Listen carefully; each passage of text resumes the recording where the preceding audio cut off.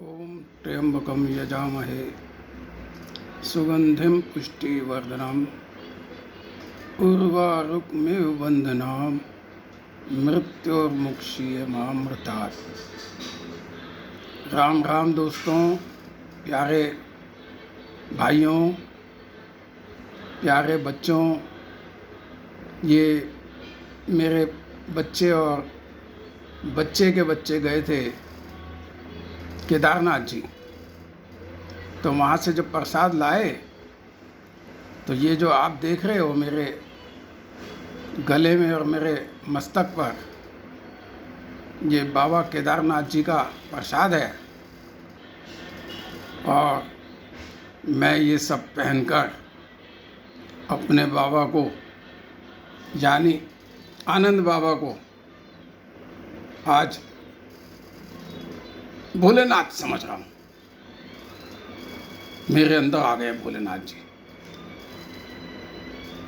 हर किसी में भगवान है मित्रों, हर किसी में भगवान है। और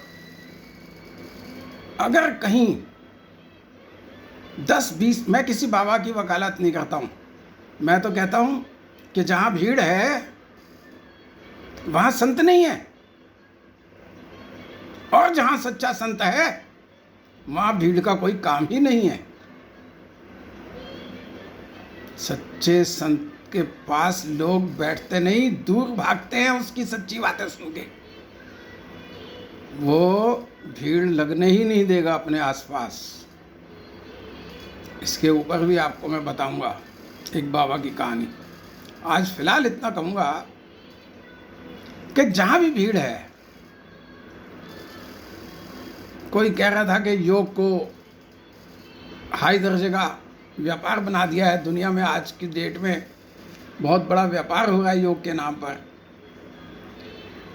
सरकार ही बता रही थी। तो मैं ये कहता हूँ कि धर्म के नाम पर भी व्यापार हो रहा है। लेकिन एक बात कहूँगा मैं, मेरे बापूजी के लिए लोग कुछ भी कहें, सही कहें गलत कहें, आज वो कहाँ हैं सबको पता है। लेकिन मैंने 1998 में जब नाम लिया था तो उस समय गर्मी के अंदर 3 दिन में वहाँ था, पानीपत के पास डाडोला में। और वहाँ इतनी गर्मी में जो बापूजी के अंदर से कीर्तन निकलता था, वो कीर्तन सुन के, बारिश तो हुई थी, मैं बता चुका हूँ थोड़े दिन पहले, जो आसपास में कहीं नहीं हुई थी, 100-200 कदम पे आगे नहीं हुई थी। और बापूजी ने भजन कीर्तन करते करते बारिश करा दी थी उतने ही हिस्से में जहाँ पे 10-20-50 हजार लोग बैठे थे, वहीं आसपास में। तो हमें उसके बाद वहाँ से मंत्र मिला, माला जपने लगे, और हमें लगा कि हमारी तार जुड़ रही है, कुछ हमें आनंद आ रहा है। तो कोई संत अगर अपने भक्तों को मंत्र द्वारा या किसी भी प्रकार से थोड़ा बहुत भी परमात्मा की तरफ ले जा रहा है तो इसमें गलत क्या है। मैंने कहा मैं किसी संत की वकालत नहीं करता हूं, मैं किसी संत को गलत साबित भी नहीं करूंगा। मैं, ये मेरा धर्म है, क्योंकि मैं धर्म से ऊपर मानता हूं अपने आप को, अध्यात्म से जुड़ा हुआ। तो मैं पीछे कहानियां बता रहा था आपको।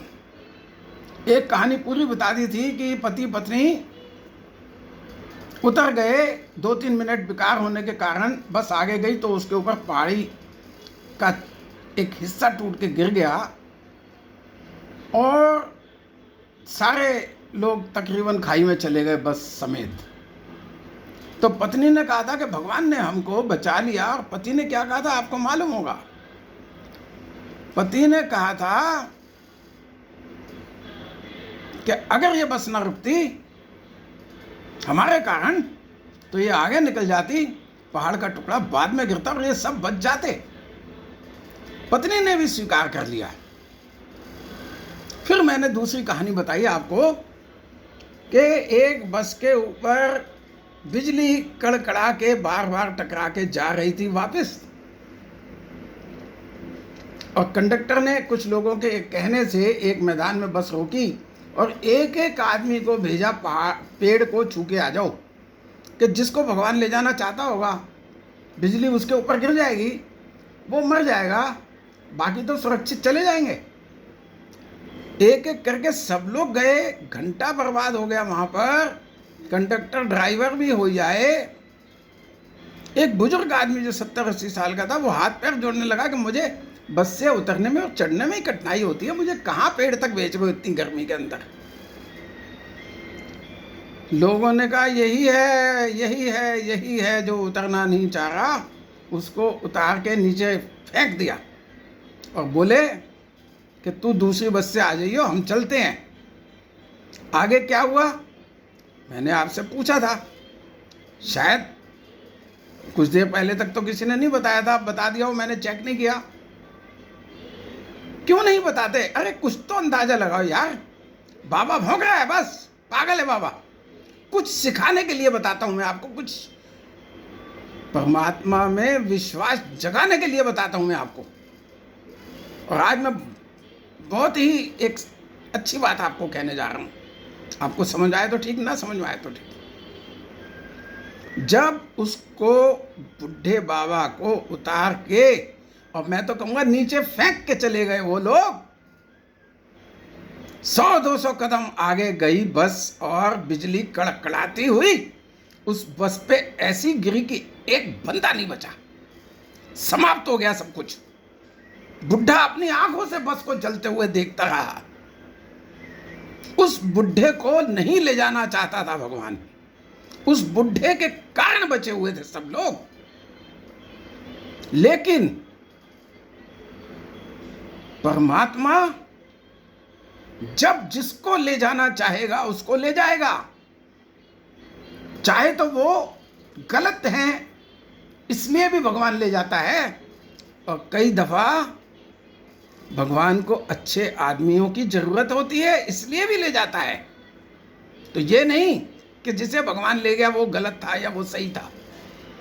सिर्फ एक बात याद रखो कि जब भगवान किसी को ले जाना चाहेगा तो कोई रोक ना पाएगा। और जाको राखे साइया, मार सके ना कोई। और दूसरी बात, जब जब जो जो होना है तब तब सो होता है। अब 123 आदमी मर गए, कुछ भी कहिए आप, बाबा को दोष दो, किसी को भी दोष दो, प्रशासन का कोई दोष नहीं है, पुलिस का कोई दोष नहीं है, ऊपर बैठे हुए नेताओं का कोई दोष नहीं है भाई। 2-4 लोगों को पकड़ो, बाबा को भी क्या करोगे पकड़ के? वोट चाहिए तो ठीक है, नहीं चाहिए तो ठीक है। दोष एक व्यक्ति का नहीं है, कई हैं पीछे। मैं इस चक्कर से अपने आप को रहित करके, मैं सियासत से अपने आप को अलग करके फेसबुक पे बैठा हूं कई सालों से। मैंने पूरे चुनाव में मैंने कोई सियासत की बात नहीं की और आज भी नहीं कर रहा हूं। सिर्फ ये कह रहा हूं, भगवान जिसको चाहता है ना ले जाता है।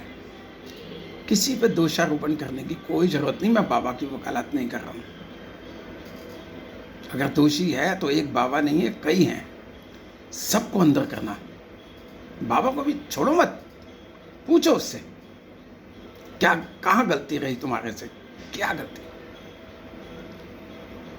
लोग कहते हैं बाबा है, भोलेनाथ कहता है अपने आप को, तो इनको जिंदा क्यों नहीं किया?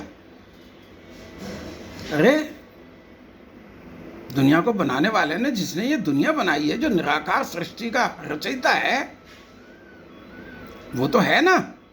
हिंदुओं का भी है, मुसलमानों का भी है, सबका है वो। तो क्यों मरते रहते हैं लोग? अरे वो चाहता है मरना तो मर जाते हैं लोग, वो चाहता है बचाना तो बच जाते हैं लोग। तो ये भोले बाबा ये कैसे किसी को जिंदा कर देगा यार? कैसी बातें करते हो, भोले बाबा है। अरे तुम्हारे असली भोले बाबा ने किसी को जिंदा किया क्या आज तक? कोई मर गया मेरे जान पहचान का या तुम्हारे जान पहचान का, तो किसी भोले बाबा ने आके चिंता किया क्या? भगवान में विश्वास रखो। खाली एक बात दिमाग में रखो कि जब जिसका वक्त आएगा वो दुनिया से विदा हो जाएगा। राम राम। जय भोलेनाथ, जय केदारनाथ, जय बाबा अमरनाथ। कोई भूल हुई हो तो जरूर लिख देना। कुछ अच्छा लगा हो तो यार लाइक कर देना।